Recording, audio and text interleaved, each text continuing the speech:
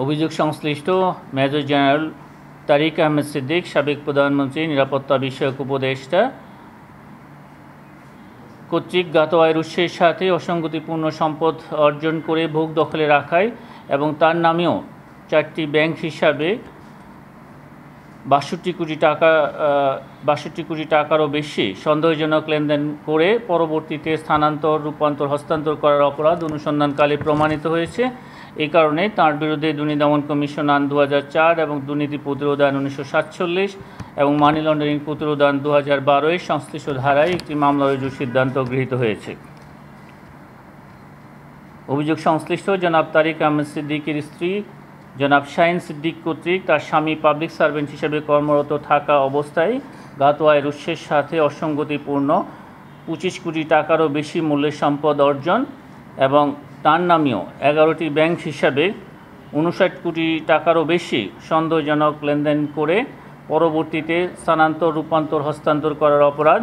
অনুসন্ধানকালে প্রমাণিত হয় তাদের দুজনের বিরুদ্ধে দুর্নীতি দমন কমিশন আইন ২০০৪, দুর্নীতি প্রতিরোধ আইন ১৯৪৭ এবং মানি লন্ডারিং প্রতিরোধ আইন ২০১২ এর সংশ্লিষ্ট ধারায় এবং দণ্ডবিধির ১০৯ ধারায় আরও একটি মামলা রুজুর সিদ্ধান্ত গৃহীত হয়েছে।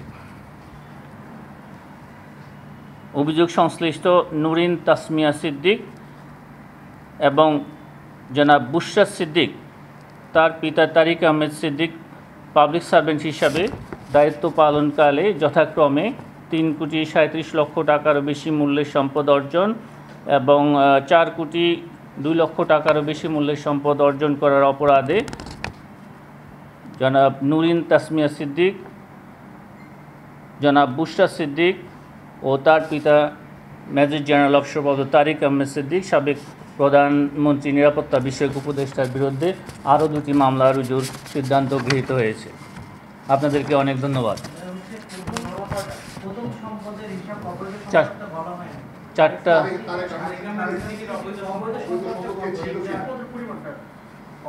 তাহলে এই অংশটুকু আবার বলি, তাহলে যদি আপনাদের আবার অভিযোগ সংশ্লিষ্ট মেজর জেনারেল অবসরপ্রাপ্ত তারিক আহমেদ সিদ্দিক, সাবেক প্রধানমন্ত্রী, নিরাপত্তা বিষয়ক উপদেষ্টা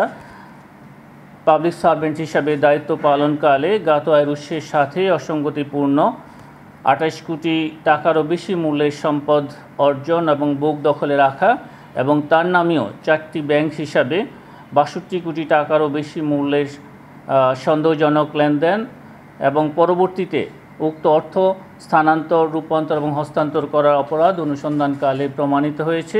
এই কারণে তাঁর বিরুদ্ধে দুর্নীতি দমন কমিশন আইন ২০০৪,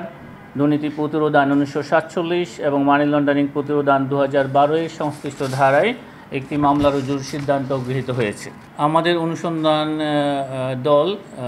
যে সমস্ত দালিলিক তথ্যাদি পেয়েছেন, প্রমাণাদি পেয়েছেন, তার আলোকে মামলা রুজুর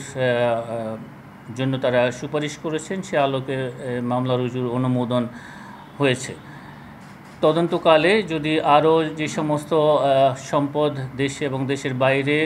রয়েছে, যেগুলি এখনও তথ্যাদি, দালিলিক প্রমাণাদি অনুসন্ধান দলের নিকট